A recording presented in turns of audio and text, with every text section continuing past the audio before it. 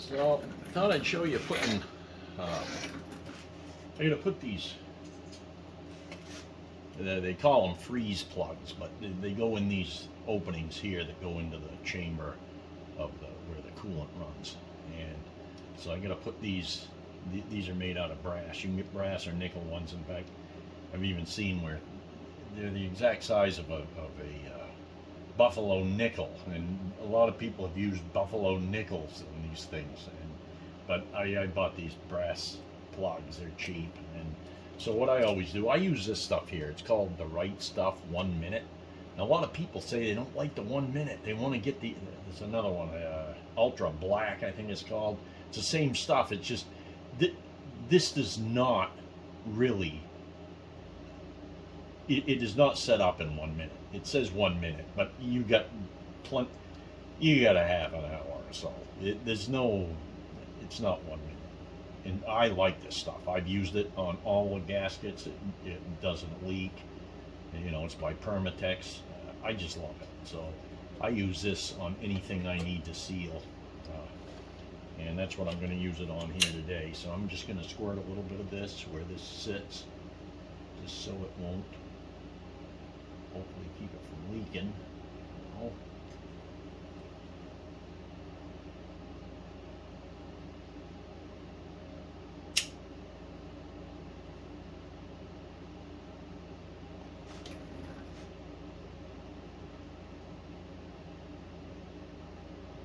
Get that all around there.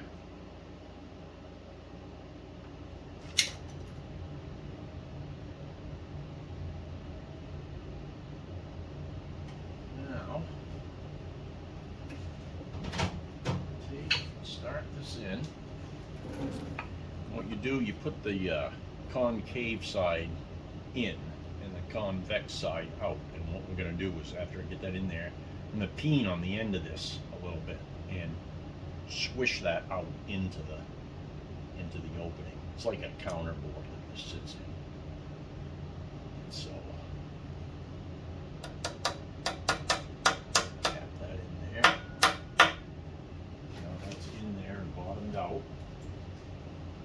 I'm going to take the back side of this small peen hammer here, hold it right on the center of that, hit it a couple times. You can see how I caved that in. So that pushed that out like that. Now that's not going to leak. That's sealed. And that's what you got to do to all three of these. I'll wipe the extra black off here. You're not going to see this anyway with manifolds on it, but that's all right. And that's in there. It's not going anywhere. And I'll do the same to the next one.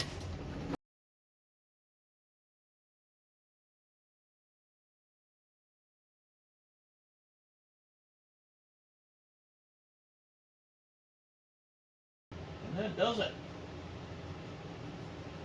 So let's put the freeze plugs in. So I just thought I'd show you. I gotta put this. This is the plug that goes in the end of this. So this goes in here, and what I gotta do, you gotta drive that in. It just fits in the corner, and then I gotta turn this like this, and then push it up against the back here. There's a counter bore in here just a little bit above this hole, because that hole is where that pin has to go through. So I got to put this in, turn it like this, and then push it back up against this counter bore, and then go in from the back side. And the last time I did, I used this extension here, and it worked pretty good. You go down in here, and that goes on the top of this, on the convex part, and it pushes up, do it on the press there, and it pushes it down.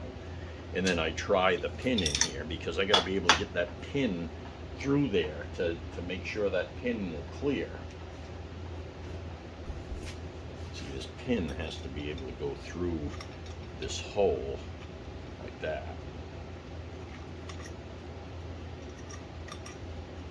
So it just needs to be able to get through there. So if I can't get it through there, I got to make sure that I collapse that enough so I can get it through there. And what I always do is I use some more of this Right Stuff on here, and I put a little bit in the back side of this, and then I put that in there, and then I'll put a little bit on it again after it's seated. But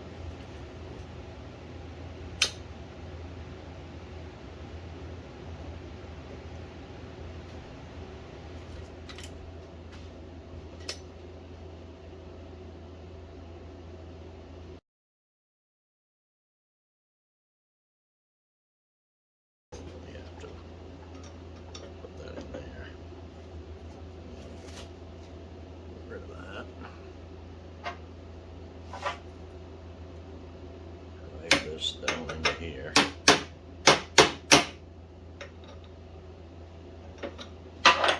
And turn it around. Get that turned around to the concave part that's facing up here.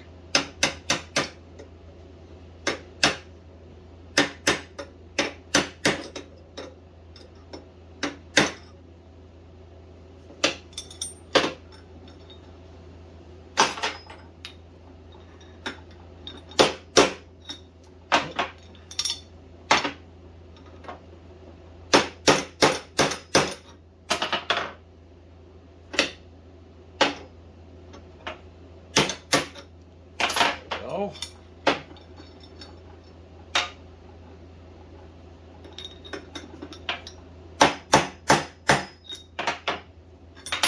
And let's see.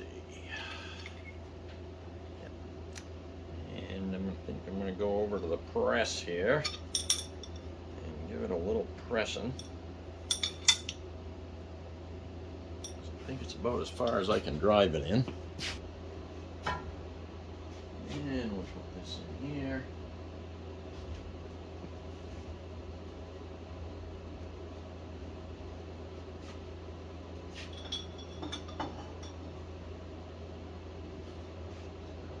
That.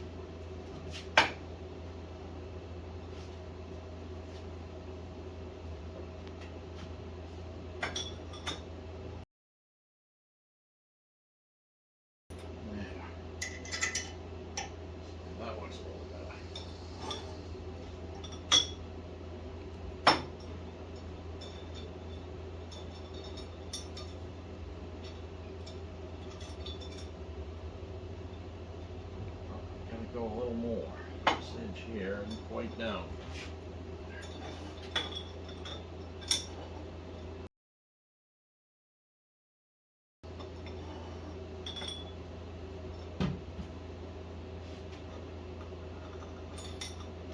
There. Now I know I can get the pin through. That's what matters. And that will definitely seal that up.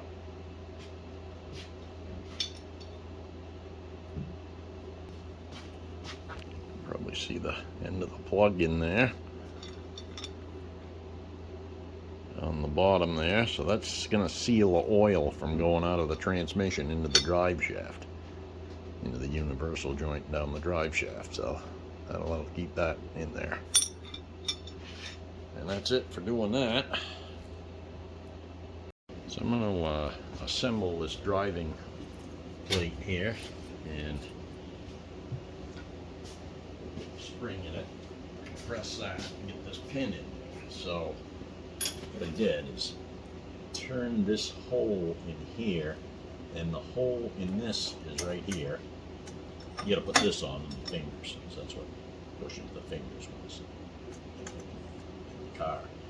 And so now I gotta take, I just want to line that up by eye with that. I want that up near the top here, because as I press this, this is gonna come down And I think I should be able to get the pin in here. If not, I might have to readjust it a little bit, but I'll give it a shot right here. It's a socket that fits on here, and that goes right down around that shaft that sticks up. So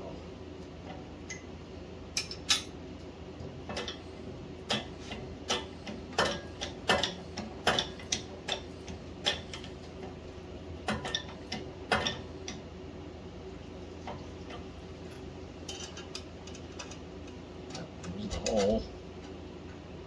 That'll be easy peasy. Put that in by there. Yep, this is still in by there. Now I'll let go of the spring, and then we get to twist it so it snaps. I'll let this up. Pin will keep it from moving.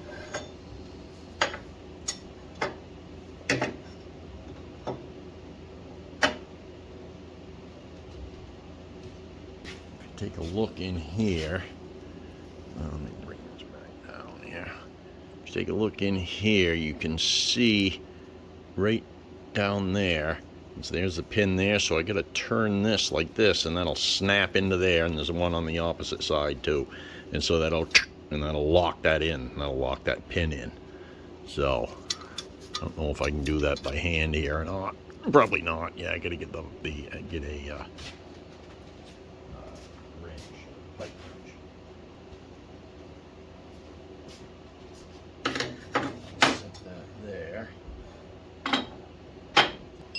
Now we'll take and turn this. It snaps in. I'll say we'll turn it.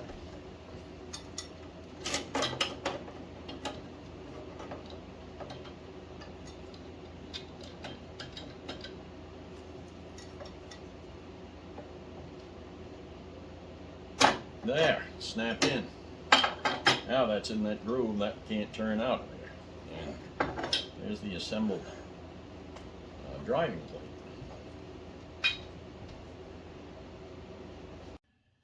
So I'm going to show you what I've done here. I got the valves in here, and you can see the valves are in their spots here. On a turn over the engine, you'll see them lift up and down. And so I just wanted to show you what I did here before I put the springs in, because this is kind of hard to adjust. So these are new lifters, and these are adjustable lifters. You can see the screw here. That's a nut to hold that against the lifter here. And then this is like a screw that goes down through that. And what you want to do is, like where this one is, this one's down here. So when this is down, you want to have between 10 and 12 thousandths clearance between the end of the valve and the head of that lifter screw. So if you take a 10 thousandth, hold down on this while that's down there, this 10 thou should just start to feel a little bit of drag there, just barely. And then if you take a 12, you should feel plenty of drag. So that's what I did. I went through and did that on all of these, and I just wanted to show you this. And then I'm going to take them out, and I'm going to put the springs in, and then go back through and check them one more time. The reason I did it that way, so here's a 12, and I can't even get that in, but the 10 goes in fairly decent. So between 10 and 12 thousandths. And the way you got to adjust it, again, you got 3 wrenches, so this is hard to do. You gotta, because you gotta hold like this here. You gotta hold that, loosen that, turn that nut up until, so you got 3 wrenches to deal with here, and it's awful hard to do. Again, the springs will end here, but it's just a lot easier for me to pick this up like this and do this while this is, you know, there's no springs here. So that's what I did, and I did it to all of them. And so all of the valves are set this way, and now it's time to take them all out and put the springs in and the keepers, and we'll come back and double check them all. All right, so Just thought I'd show you over here. There's all of the new valve springs there, and the keepers and the retainers, and so I get that all set there, and we're gonna start putting them in right now. And you can try to watch me here. Hopefully I can keep my arm out of the way good enough. So I'm going to start with the number 1 here, and we'll put this in.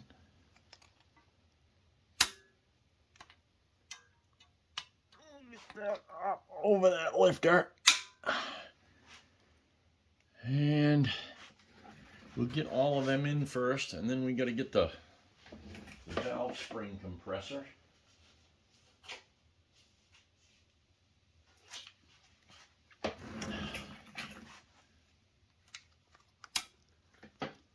Bring that one back down.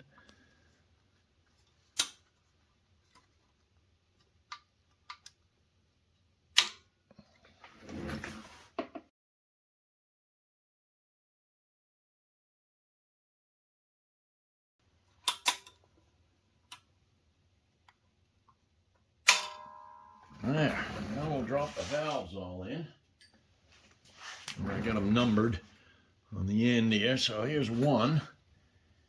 And let's see, I'm going to put that so that that hole there, where the pin goes through, goes in towards, in and out of it, in front like this, or somewhere near there.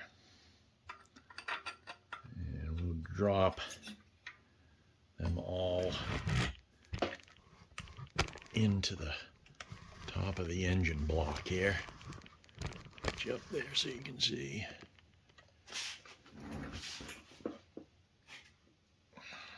That's 3. Hole.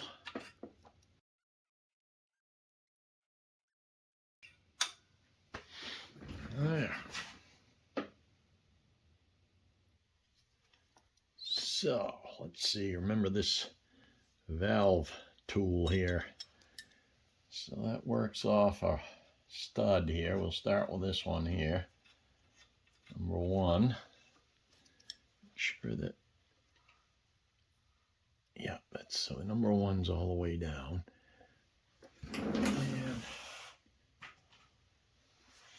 And this hangs on here. And this goes under here. You gotta try to lift that up over the valve.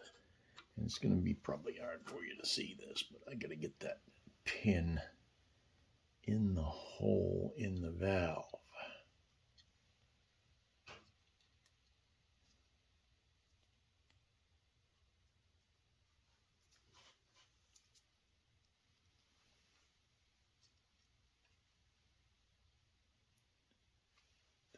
That there's that one. Now we got to get that one down.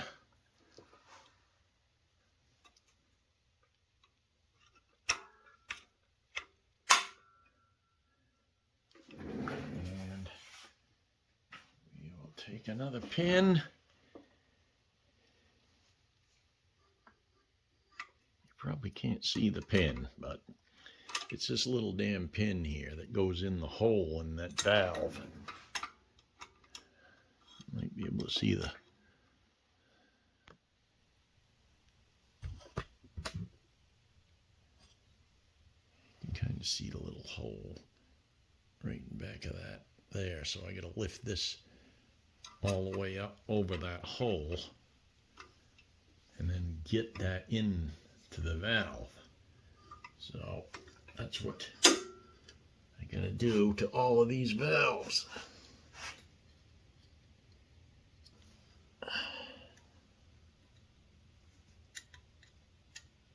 There we go. There's that one. Move this over here.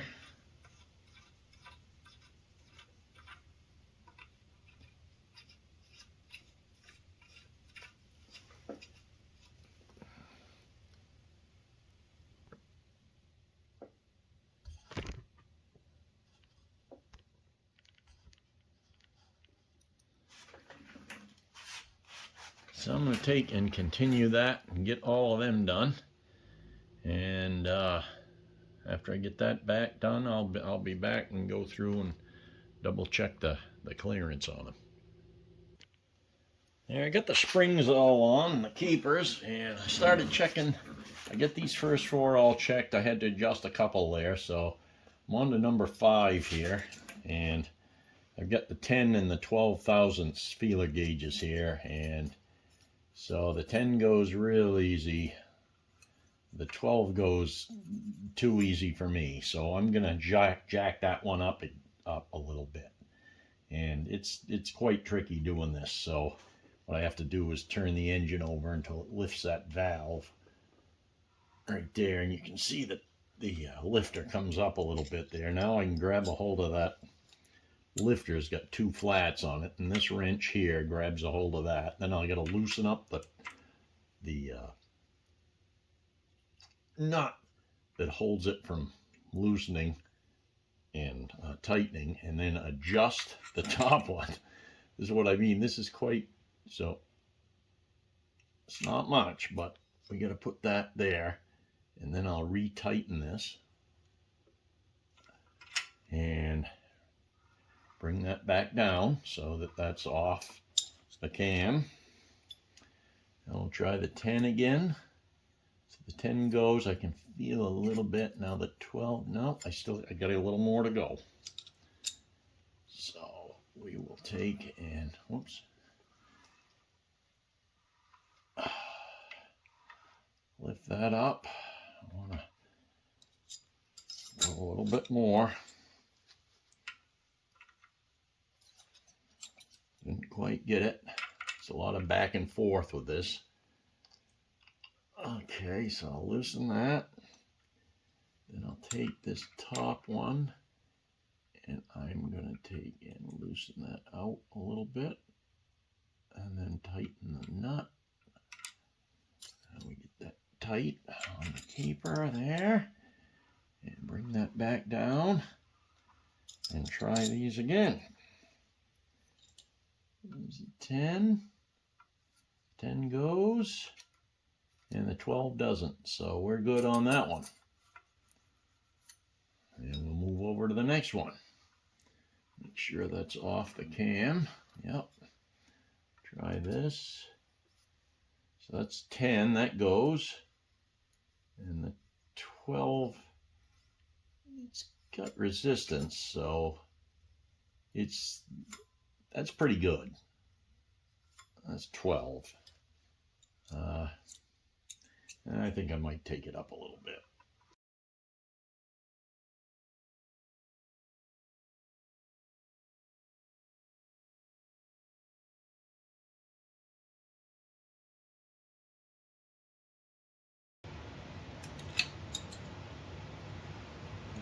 Can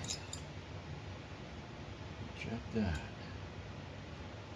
Yeah, the 10 goes. The 12 doesn't. Good enough. We're good to go. So the valves are all adjusted. And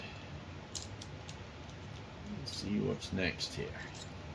So I just wanted to show you what I found here when I was checking the end gap on the rings the other day. In fact, I had to call a vendor there that I bought them off from and have him ship me 3 new. He sent me a whole package of 4 of the oil rings. So the end gap, that's when you put this in a cylinder like this. Now, this is the one that's way off. And we'll put this one in here so you can see the difference. This is one that's right. And get that in there square. And you can see there's a big difference in the gaps on these piston rings. See the gap here? That's about 24 thousandths gap, and that's fine. It has to be a minimum of 16. It's good because these heat up when this is running, and you got to have a little bit of room for expansion. So they got to be at least 16, but geez, I wouldn't want to be any more than 30. So that's fine there. But this one, look at this one. Look at the gap here.